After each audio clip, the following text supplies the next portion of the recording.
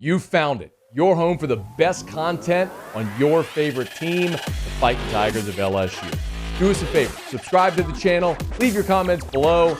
Be sure to smash that like button.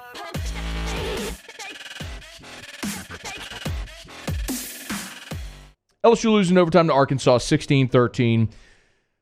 It's another week where your players were good enough to win. And your coaching let him down.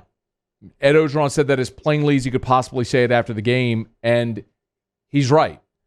You were in a position to win the game. I thought the defense was really, really good for the second consecutive week, but some very head-scratching decisions, poor offensive scheme, organization, it cost you. The 3 turnovers obviously cost you the game as well. There was no rhyme or reason, it felt, to the quarterback decision. If you wanted to play Garrett Nussmeier, play Garrett Nussmeier. Start him, let him play. But playing Max Johnson for 2 series and then pulling him and putting Garrett in, it just didn't make sense. And it felt like there was at no point any feeling like they were going to go back to Max Johnson. As a matter of fact, Ogeron after the game he was asked at point blank. It's 3 Muse from the post game. He was asked point blank, "Did you ever think about going back to Max Johnson during the game?" Yeah, you could have went back and forth right there, but just didn't want to put him back in there. We were so far into it. We kind of felt like we were going to let Garrett play, give him a shot. And he made some good plays, but I just didn't want to go back when things went south again. I just thought that I didn't want to put him back in there. Let me clarify. They were never going back. And actually, if you listen to the television broadcast, Cole Kublik and they made the comment on the television broadcast where it was Tom Hart and Cole Kublik. Cole was in the booth for Jordan Rodgers, and they even said during the course of the first half, they're going to put Nussmeier. We may see Nussmeier, run the rest of the way. You can tell a lot of times in production meetings during the week when the TV crew meets with the coaches, they'll reveal things that will help add color to the broadcast, but won't be revealed before the game. A lot of times the TV crews get to go watch extended practice. You might even see trick plays and stuff like that, but there's this code to understand, like, you're not going to reveal any of this stuff that might give away a competitive advantage. It was very clear this was the plan. But if that's your plan, just start Nussmeier. Why play Max Johnson for 2 series and then go to Garrett the rest of the way? And to not assess at halftime and realize you really hadn't done anything with Garrett Nussmeier, and at that point you should have gone back to Max Johnson, that's short-sighted as well. Because the way the rest of that half played out, Max started, and first series they go 3 and out. The second series they actually put together a nice drive, but you get sacked on 3rd and 7 and you have to punt. It was a 10-play drive that you got sacked on that 3rd and 7 and you punt. You give the ball to Arkansas, you force a punt, and then we see Nussmeier. And remember, back-to-back series, Trey Palmer had really nice punt return, so it gave LSU the ball in plus territory twice at the Arkansas 43 and then at the Arkansas 40. Those were the 2 possessions where LSU scored. A field goal on the first possession and then the touchdown on the second. The touchdown was his first completed pass. He was 0 for 3 or 0 for 4. I got a chart here. Anyway, that was his first completed pass. I tweeted during the game. I'm like, hey, look, Nuss is obviously bringing energy, but how about you give him something easy to complete to kind of get him in a rhythm, get him going? They just kept trying downfield shots and move in the pocket. I mean, give him something that would just get him into a flow and a rhythm, have some success.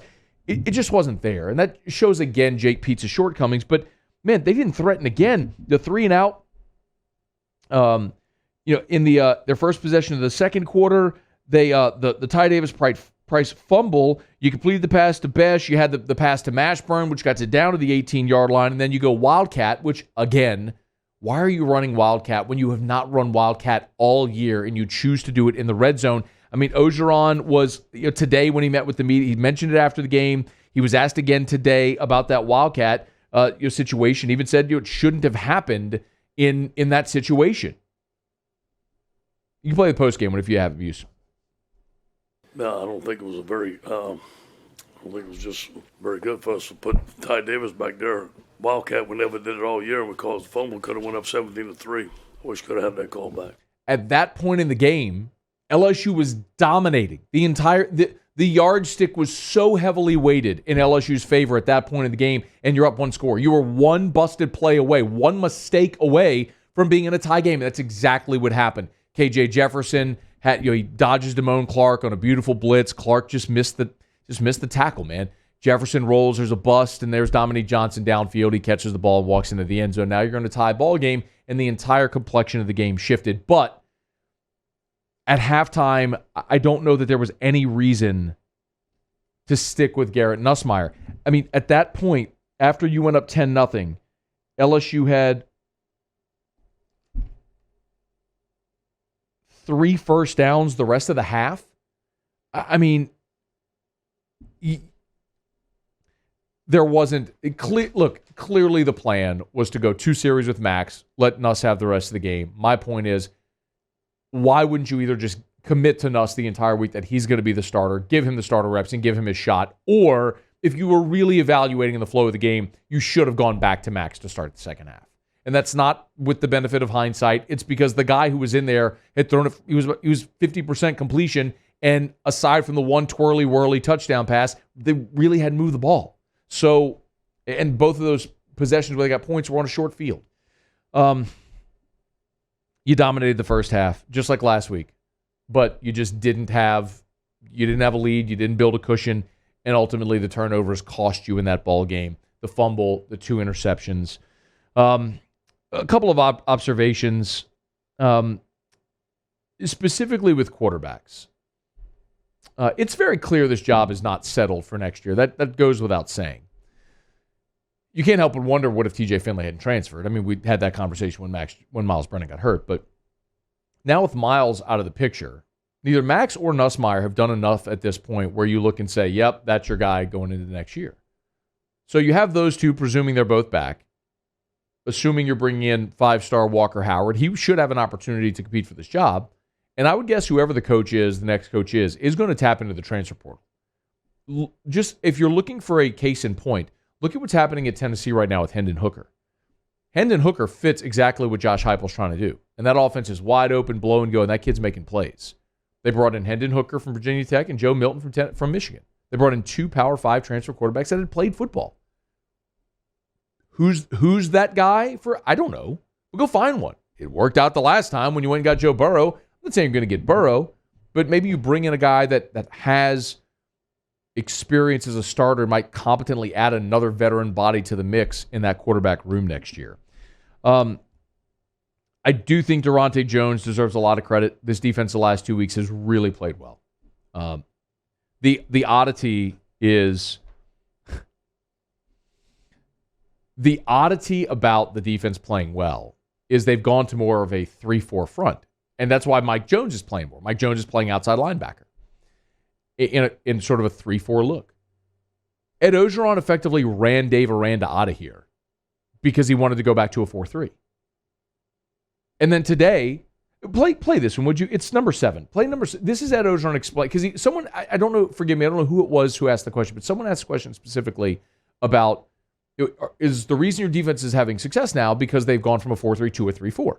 Yeah, well, we put more people in the line of scrimmage. We got some darn good outside linebackers. We use them as outside linebackers, not 4-3 linebackers. We spread out, so we're playing really a 52 defense. And it looks like Bear, but it also can be cover 8, and then we can bring anybody that we want. And we're doing a lot of zero blitzing, which I have never done here. So I've been the head coach. I'm from Pete Carroll's family. We don't zero blitz. We always have somebody in the post, but we wasn't getting enough on 3rd down, so we're overloading their protection. And Coach Call helped us put in Durante's doing a great job assimilating. Corey and Durante are doing a great job with the back end not getting burned deep. The thing you worry about zero blitzes, you miss an assignment, it's touchdown. But our guys are executing it well. We've gotten out of the classroom per se, and we're on the field more with walkthroughs and stuff like that. And that's all started when I watched the Alabama offense. I just didn't think we could stay there in the 4-3 and duke it out with them whole game, and it worked. So we got a lot of stuff to build off of it. I wish I could have done anything. I'd have started this 4 years ago.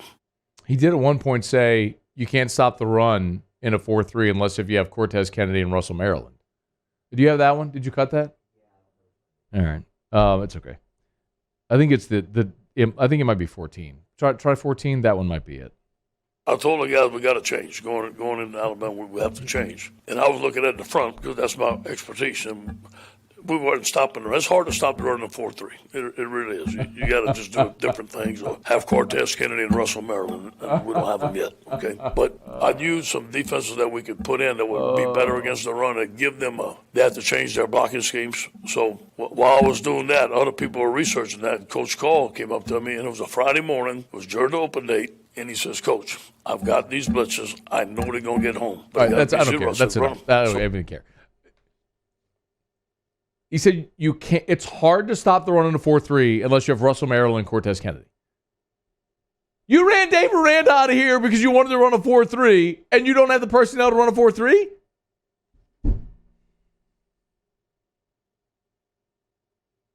Somehow Pete Carroll is running a 4. He's from the Pete Carroll school or family. Somehow Pete Carroll's running a 4-3 all these years without Cortez Kennedy and Russell Maryland.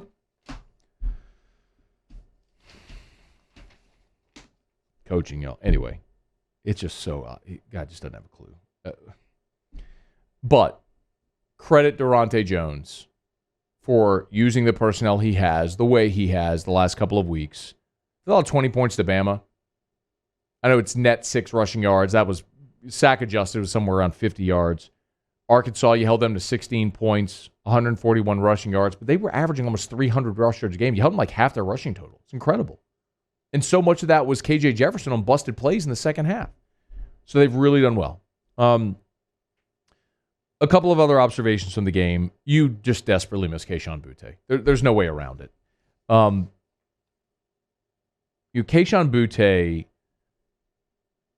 completely tilts the field when he's out there. And you're seeing it. You're seeing why and you have good receivers. I mean, Jack Besh has developed into a very good college receiver as a freshman. I mean, you've got guys, Malik Neighbors, you've got guys that are going to be really good players. But Kayshon Boutte is a potential first receiver taken in the draft. And when he's not out there, you miss his game-changing ability. When you look at LSU without Kayshon Boutte,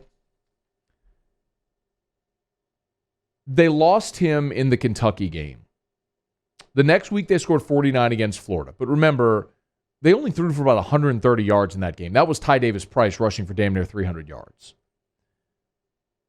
Since then, your points scored 17, 14, 13. I mean, you are stair-stepping down every week your offensive production without Kayshon Boutte. Ed Ogeron talked about today. I mean, he talked about not having Boutte, and it's 11. The significance that's had on this offense. You know, we discussed that today. I think that whether it be schematically, whether it be what position they're playing, or whether it may be the player, we have not found a legitimate replacement besides Jack Besh. I think if you look at our most dominant receiver right now is Jack Besh. And but you know, Kayshon's a very special player. Obviously, a big, strong player that can run. It reminds me a lot of Jamar. So not a lot of them will come around. But we haven't, besides Jack Besh, we haven't found that lead dog to take our place. The only other observations for me from the game. The offensive line injuries that we talked about last week, not having Ed Ingram and not having Jason Hines, didn't seem to really bother this team too much. Ty Davis Price went over 100 yards rushing again, and I'm not going to say that they were flawless or dominant, but it wasn't a disaster like it might have been. And this offensive line has really gotten better over the course of the year. That's a big hat tip to the effort those guys have put in and to the work Brad Davis has done as the offensive line coach, and maybe gives you a little bit more confidence heading into next year where you see Dellinger and Martinez develop sort of the way that they have. The disappointing news, it looks like Cam Wire's done for the year, so that's another player down on the offensive line. And one more, a hat tip to Ty Davis Price, who really was just stuck in the mud at the beginning of the season, but now has rushed for 100 yards in 4 of the last 5 games. So congrats to TDP for continuing to run hard and work hard and emerge here late in the season. Hey, thanks so much for watching. Please leave your comments. I love to interact. And be sure to hit the red subscribe button below.